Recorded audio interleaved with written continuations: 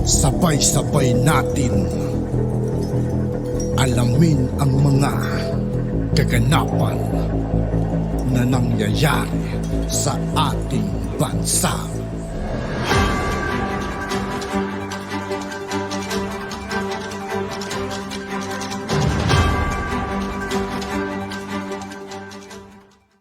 Yo, what's up mga kaibigan? This is TOO KAYE po again.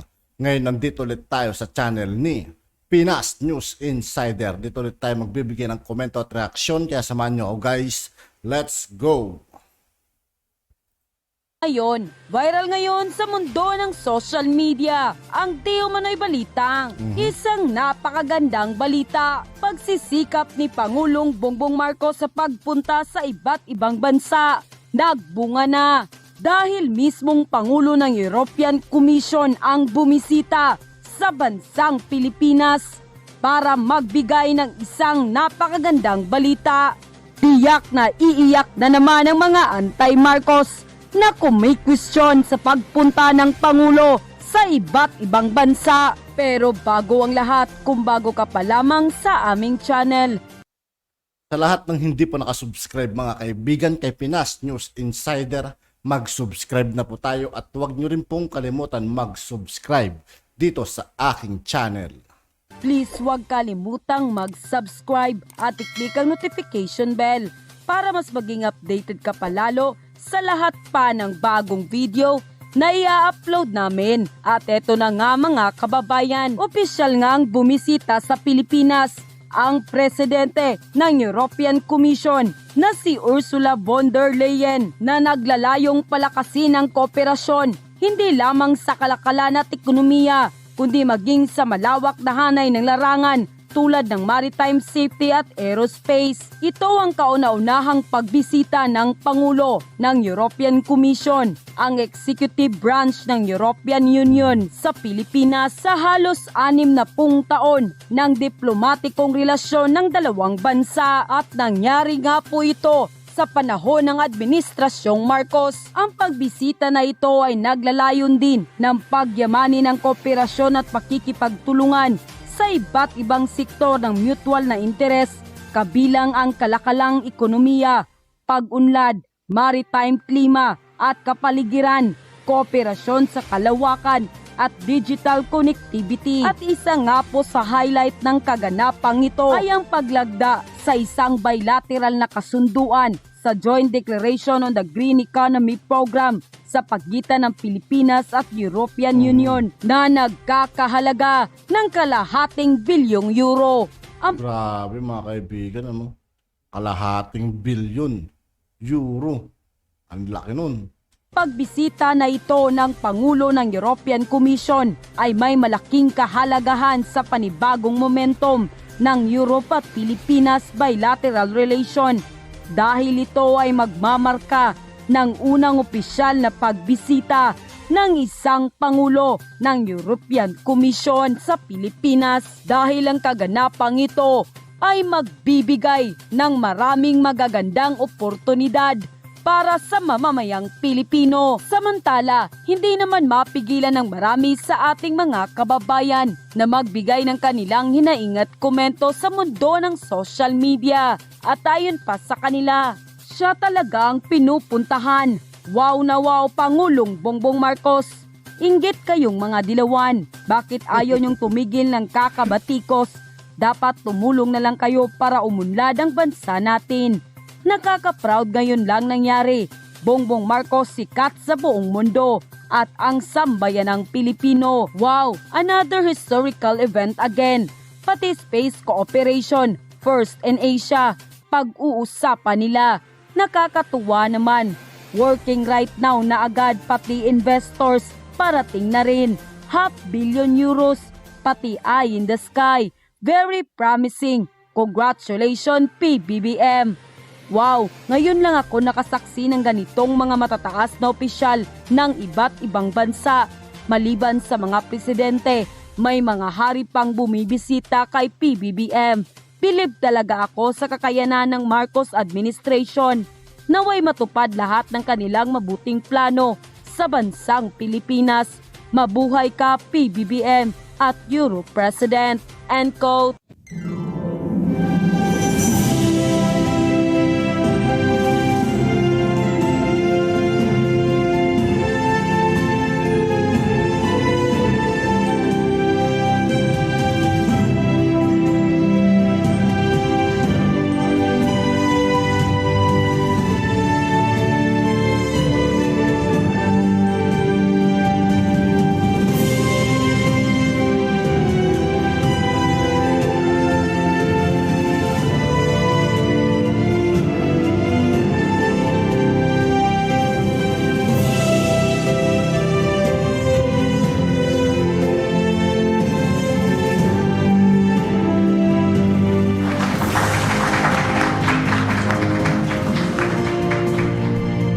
Very much, President Marcos. Thank you very much for welcoming me here in the Philippines. Indeed, it is the very first time that a European Union Commission President is visiting the Philippines, and this on the eve of the 60th anniversary of our diplomatic relations. And I was glad to meet you in Brussels at the end of last year for our very successful EU-ASEAN summit. Today, I'm here to accelerate a new era of cooperation between us. We share so many values and interests. We both want to work towards strengthening our democracies. We believe in the international rules-based order, and we believe in the need to promote and to defend it. So it makes sense to strengthen our ties across the board, and we discussed several ways to do so. First, by taking our trade relations to the next level. The European Union is already your fourth largest trading partner, and we are the first foreign investor, but we can do so much more. So I'm very glad that we have decided to relaunch negotiations for a free trade agreement. Our teams will get to work right now on setting the right conditions, so that we can get back to the negotiations. A free trade agreement has huge potential for both of us in terms of growth and in terms of jobs. Whether it is on the European continent or here in Southeast Asia, we have all learned the hard way the cost of economic dependencies. We need to diversify our supply lines and make them resilient. And this is a lesson we have learned, and that is what we call de-risking our trade relations. An FTA is the basis for that, but it's also much more. An FTA can be a springboard for a new technology cooperation to modernize the broader economy. Second element we discussed is the fight against climate change. I welcome your ambition to put the Philippines on the path to a cleaner and greener future. We have the same ambition. Therefore, we created in the European Union Global Gateway. Global Gateway is the EU's investment plan for the world for sustainable infrastructure. We want to partner with you on this path, notably with the Team Europe initiative on the green economy that we just signed here. We will provide financing, expertise, and access to technologies to support you in the transition to a circular economy and the generation of green energy. Team Europe, that is the European Union and the Member States, will contribute almost €500 million into this green initiative.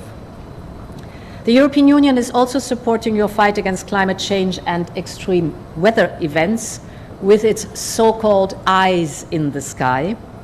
This is the Copernicus satellites. We're currently setting up a so-called Copernicus data mirror site within the Philippines Space Agency. And we have just signed an agreement to boost the flow on Earth observation data between us. This is very important for early warning, for example, for extreme weather phenomena and to improve the climate resilience.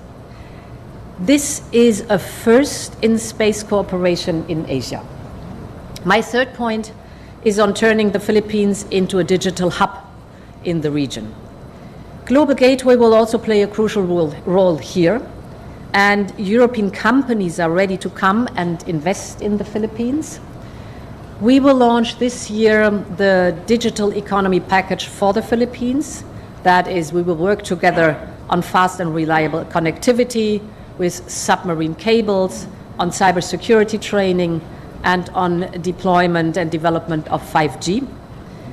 We are also working on a possible extension on a submarine cable that we plan to build between the European via the Arctic to Japan. And this cable could go all the way down to Southeast Asia.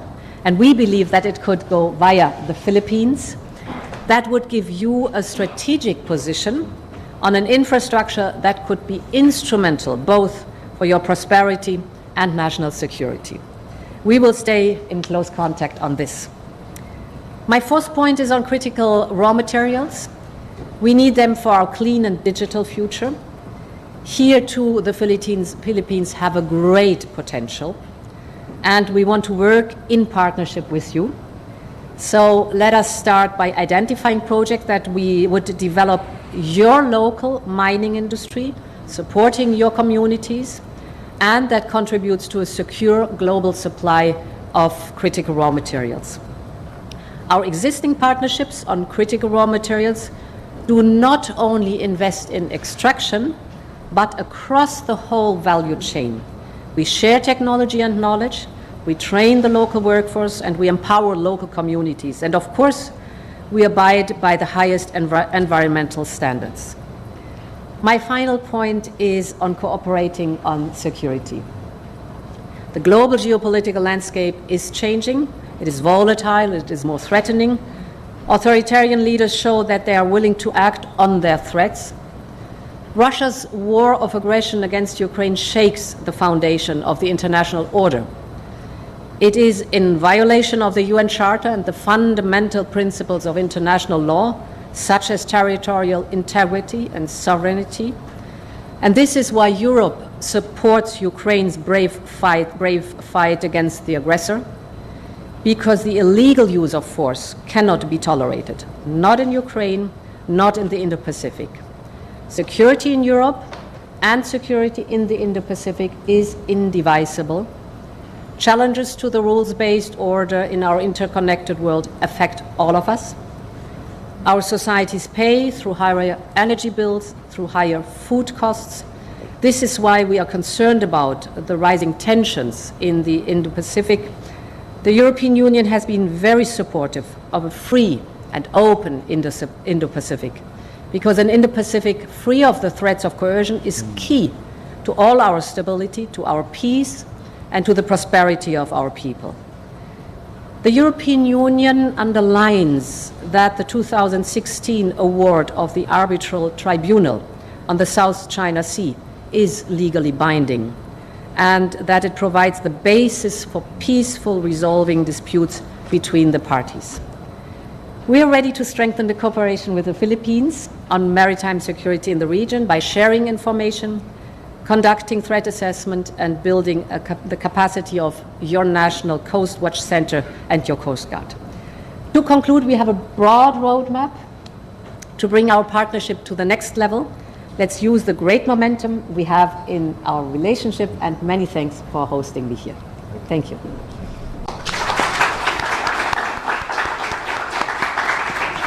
Thank you, ma'am.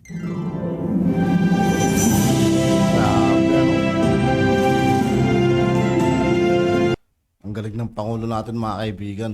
Grabe. Grabe. Siya lang yung pumuntahan ganyan. At yun na nga mga kababayan. At yun nga po mga kaibigan, dito po nagtatapos ang ating reaction video. Muli, ako po si I2K ng Sundalo ng Dunggalo at 811. Maraming salamat sa patuloy na pagsuporta. Yeah, peace out.